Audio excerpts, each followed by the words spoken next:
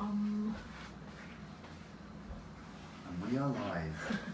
Wait, why have you got the plant there? Good, looks nice. Yeah, but Don't worry, you can see. we can do that. No, you're good, you're good. You sure? Yeah. You sure it's not weird? That's good. Welcome. Thank you.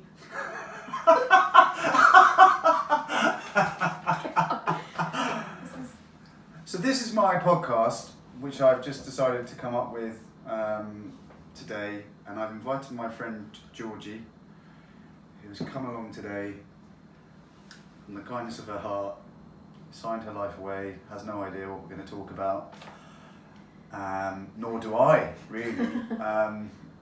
But the reason why I've started this podcast, or this idea, is I was interested in talking to people from recovery. As some of you may know already, I'm a couple of years into my own recovery journey, and I thought it might be helpful for younger people in recovery to have an outlet whereby they can listen to other people in recovery, how they got there, learn a little bit about what their life's like at the moment, what challenges maybe that they might be dealing with, other than, well, now the booze and the drugs is no longer an issue. Like, what other issues are they having to face? Or if they're not yet in recovery. People that aren't already in recovery, that are curious about the idea of doing it. It's not that boring. Yeah, it's not that boring. It's quite good. It's quite good.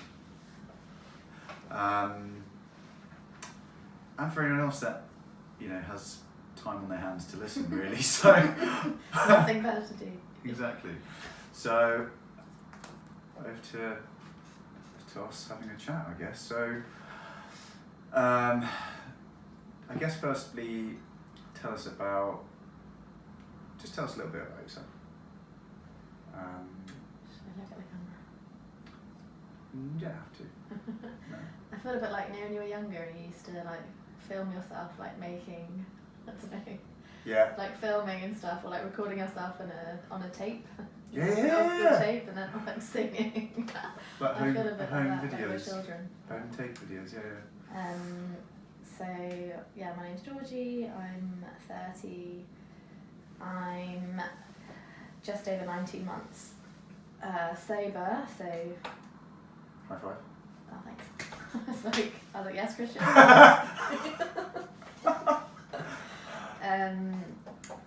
And yeah, it's been a bit of a whirlwind, couple of years.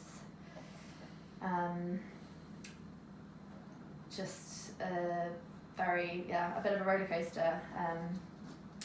Should I go into like my wheelchair? Or not really. I guess, okay, what made you decide to go into recovery, like AA and that kind of thing? What happened? Well, I didn't feel like I really made that choice. It kind of happened. I was about 27, 28, just moved back to London from a couple of years in Australia. And I just felt like my life wasn't going the way I wanted it to, and you know, a lot of people were kind of calming down a bit, like getting, not even necessarily like buying houses or having kids, but just calming down a bit and like having slightly more like normal lives, I suppose, rather than just going out 5 nights a week, which was kind of my normal. And then just not being able to sustain that level of like drinking and a bit of drugging as well. It wasn't what I wanted to be doing anymore, but it got past the point where I had any choice in it. So, and like that kind of happened without consciousness. Like I didn't realise that it had gone past the point of being fun, and it got to the point of being like something that I heavily relied on just to, you know, get through anything. And that's why it's I think it's so hard to identify it because it's so sneaky that it doesn't, like you can't see it, it's like your blind spot. So although people around you might think, oh, like they're changing a bit, or they seem to be isolating a bit, or, you know, always in that complete zombie drunk state, but you just can't see it, and obviously you don't want to see it because it's your way of coping. Like it's you're the part of you that's hurting or stressed or in pain or whatever, like it wants that release and it wants it through alcohol because it knows that it works, but it's like that double-edged sword that it's also like ruining your life at the same time. How long before you decided to like come into the rooms where you, as you say, you didn't have much of a way of, we'll talk about that in a bit more detail, but how long before you came into recovery did you think this isn't normal, like this has become a necessity rather than a choice? Well, I think there's 2 points there, in that I knew that I never drank normally. Like my first drink when I was 13, I drank so much that I threw up all over my bed, and like when it was in blackouts I don't remember it. And my mum kept like trying to put me to bed, and I would just like come back downstairs and like take more drinks. It was my sister's 18th, and you know, I guess that isn't normal. But I think I only realised that I didn't drink that normally when I was like 17, 18, or more like when I got to uni, and was just like, my behaviour seemed more extreme than others, even though it's like freshers and stuff. And I think for me as well, it was that change in me when I drank. Like some people just get a bit more merry or a bit more relaxed or like a bit more hyper, and I would just like have a proper like personality change. And that happened for me like from quite a young age. So people would just be like, you're just like a different person. And I would like get in fights with people, and like I like punch people and slap people, like my best friends.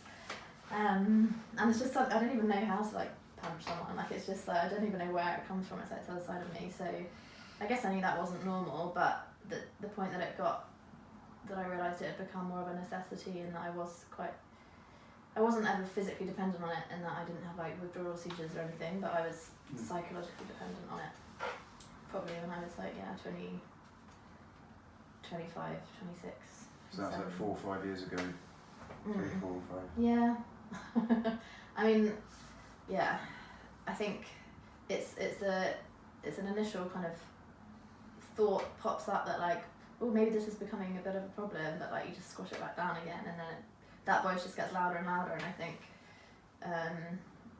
in May 2018, it was like the voice, I couldn't ignore it anymore. So I did stop at that point, but I didn't like have any other tools of coping with life. So that wasn't like I stopped drinking and everything got better. It was like that was only the beginning, really.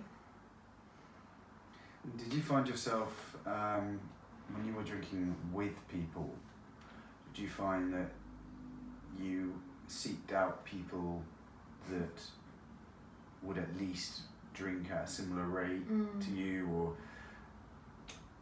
how did that sort of manifest itself, and what did it do to like your actual friendships? I was just always known as like the like runaway friend. Like I just always run away from my friends and from the people that I'd gone out with, because I found them boring, I suppose. I was like, they're just chatting and like sipping their drinks, and like, this isn't how I want to drink. I want to be like 5 shots and, you know, downing pints. And you can find people like whenever you go to a drinking place, there's normally someone that'll like challenge you, and that was like what I lived for. Like that was just like for me like the most fun thing, just to find people that wanted to drink like me and just get. But that's such a fine line, like that elusive feeling of like I'm on top of the world, and then quickly it's like goes into memory blank and absolute carnage. But that sweet spot you just like crave. So you go into blackout a lot? Yeah. most times I went out. Mm. But yeah, friends I remember one of my friends sat me down in like third year of uni and was like, I think you're kind of spiraling out of control. This was like post a breakup, and you know, every night I was just losing everyone, losing all my stuff. Like I just always lose my purse and my bag and my phone and stuff, and I would just like laugh it off, like, haha, that's happened again. But it's like, it is quite worrying, the situations you end up in, and like going home with people that are just not very nice people, or have their own problems. And then yeah, once I think I mentioned this on Monday, like went out to buy cigarettes at like 2 a.m. from one of those petrol station where you use the night thing, and just started talking to some random, and like went back to his house and just kept drinking. Like, who does that? What like normal person does that? So it's like none of my rational thinking was there. Like, this is a stranger, it's 3 a.m. in the middle of London, this could be a murderer. But because the alcoholism part of my brain is just in control at that point, and it just wants more. So yeah, it's scary that I didn't have any like ability to make like decisions that are in line with what I actually, I don't know, sensible decisions, I suppose. I think one phrase I heard a bit in the rooms, and something that I could definitely relate to, is that it was Russian roulette. Towards the end, you know, I wasn't a daily drinker, and I wasn't drinking in the mornings to cope, but I did live for that, going to the pub after work, and that sort of I think there was an element of excitement because I didn't know what was going to happen. Yeah. So in a way it was kind of exciting, but the reality... Quite sick. They were quite sick people. But I would be like, I'm going to get saved back tonight, I have no idea what's going to happen, and it was almost like you're kind of addicted to that drama, even though the next day it would like cause you a world of pain. Totally. I'm sure you have some stories, Christian. One or two. I mean, for me, there was also, you know, you mentioned other substances as well. So like, my combo was booze and cocaine, and yeah, that excitement of, well, first of all, it would be like that first drink that sparked that kind of craving for another drink, and well, sometimes it even just half a pint kind of triggered this thing in my head of, I want to pick up some drugs. So it's like something else takes over. Yeah, and I'm calling someone, and the excitement of them saying, cool, I'll be there in half an hour, was probably the best bit.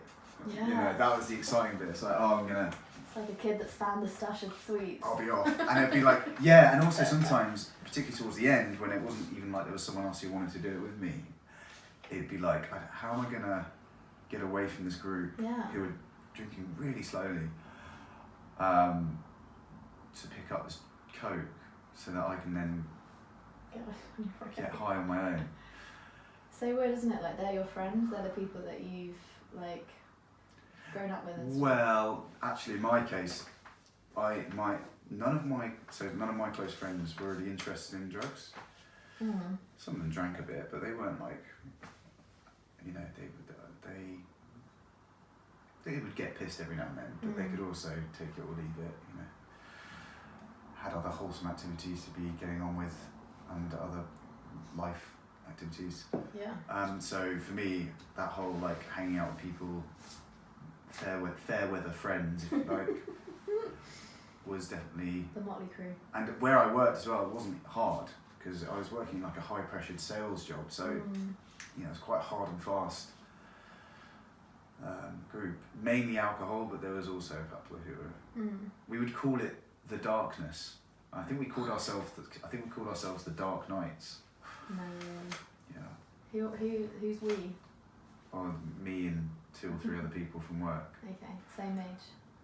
Yeah, and I remember the thing is with the whole using thing, it would just be like we'd just be sat around a table, using and drinking, and it would just be like, wouldn't even be like interesting conversation. It would just be it'd actually be quite dark. Like someone would just talking about how like they got, I don't know, abused as a child, and you're just like, why am I sat here at 7 o'clock in the morning, high as anything, talking about this? But the fact that you want to take drugs, like you have that camaraderie, and that's like same. I guess that's what you get in like AA is. It's that thing that holds you together is the fact that you are addicts, I suppose. It's Yeah. like, yeah. But the nice thing about recovery is that you don't, you're not, you know, you're just high on life as opposed to high on substances, and High on life. yeah. But yeah, I don't miss that. Gosh, there's not even the slightest. That panic of like, where like not wanting something to end, or like where am I going to find the next buzz, or like just I'm not working tomorrow so I want to keep going and other people don't, and it's like the fear of it ending and having to like come back to reality is like sort of still feel that a bit. So difficult. Yeah, like actually like it makes me feel a bit funny. Like I did go to work a few times having not slept, you know, and that was just awful. Like falling asleep like at my desk, worried, like fearful that my boss is going to be like, what's wrong with you, you know. How I held on to a job. I think, you know, it was like, I was sort of known as a bit of a liability anyway. And I think, like I didn't really like that. I didn't really like being known as the guy who was like a bit of a liability and Bit of a mess. bit of a mess. Yeah, didn't have their shit together really, but in a sense, I think that kind of made me lovable in a way. Did you kind of adopt that persona though? Well, I just think it allowed me to get away with more shit. Yeah. It didn't feel good. Yeah. But deep down, like I was in pain, and I was like really hating myself, and just kind of wondered like to myself, like, is this... The weird thing is, like, when I was like using and drinking, I didn't feel like I had a choice about my life. Like I just felt completely stuck. I was like, which like now I look at it, I'm like, I have a choice in everything that I do now. And the only thing now that may sort of influence my choices is if I'm fearful. Like fear can creep in, like it can be like financial insecurity. It's like, oh, I must quickly get a job, or get that shit job that I don't even want, or you know, not trusting in a higher power, which I've come to believe as a result of coming into recovery, which I'd like to talk to you a bit more about. So I heard someone say the other day, anything urgent is ego, unless it's like life threatening. But like if you're like, I really need to do this like now, like and you have that kind of, it's normally like your ego taking over, because like hardly anything is really that urgent, you know. Totally. But equally, like expecting things to come to you as a result of not putting action in, you've only got yourself kind of to be accountable for, you know, like, and it's a fight, I think, for people like us. I don't know if you relate. It's like that balance is really difficult because we're quite all or nothing. Oh yeah. Yeah. So it's like either I'm like going full at something, or I'm just doing fuck all. I like to think of it as like how I used to be was like basically like a passenger of my own life. Like I wasn't steering, I was just like the passenger, but then like expected the boat to go where I wanted it to go or whatever, and it's like, I don't know, just expecting someone else or something else to like come and like sort me out and get me back, and it's like I don't think I really took any responsibility for like my own life at all. I just was very like reactive to it, rather than like now I'm you know, the captain. Yeah, but also so is Your HP, and how have you found, so a lot of people, for example, that come into recovery and they see the word God on the scrolls, as they, you know, 12 steps, on the, what are they called? Are they called scrolls? Well, they are, but like they're just posters. Basically. It's not like all these like ancient Scrolls. A little spectacle. Yeah, we unfold the scrolls. They're like roller banners, that's the one. There's a lot of God on there, like the drinking thing, you know, admitting we were powerless over alcohol and our lives become unmanageable. That is the only step where alcohol is mentioned, but the rest of it is all about so true. like God. So, what was your like first?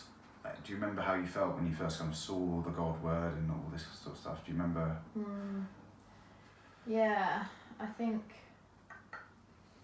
it is quite a bit of a blur, but it didn't like offend me because I know some people have had like difficult like, I don't know, like Catholic upbringings that were horribly like strict and like lots of rules, and they kind of associate it with like a fearful God and all that sort of thing. I didn't really have that. So like I went to like Christian schools because most people did, I think. And we used to have to go to chapel and stuff, so it was kind of familiar language, and I didn't have like a massive. I'd probably call myself like an agnostic. I would have called myself an agnostic at the time. So like I liked the idea of there being something, you know, bigger than us, that some sort of like governing thing. Yeah. So I wasn't opposed to it, but for me as well, it was like all the other language surrounding it. It just felt very like oldie woldy, and like it did feel a bit like, oh no, there's all these rules I have to follow, and like, you know, people are going to force me to believe in like a certain type of God, or you know, I'm going to have to. Like it did quite overwhelm me, but I think, as I said, I wasn't really in a position to. I had that gift of desperation that people often talk about, in that I just was like, I have to do this because I've tried everything else and it's not worked. So I'd got so desperate that I was like, I'm not even gonna let this put me off. I'm just gonna. Like therapy and. Yeah, all stuff that I think is really helpful to do in addition, but it's like. What kind of things? So lots of yoga, like did like a 4-day meditation like training where like someone came to my house every day and we had like a ceremony and stuff. It's quite surreal when I look back, but you know, I was like, try anything. Yeah. What else? I guess relationships or like that kind of thing, other people. And reading like self-help books to the absolute extreme. I'd read like everything that was like how to be happy in 7 steps, or like how to drink mindfully, or I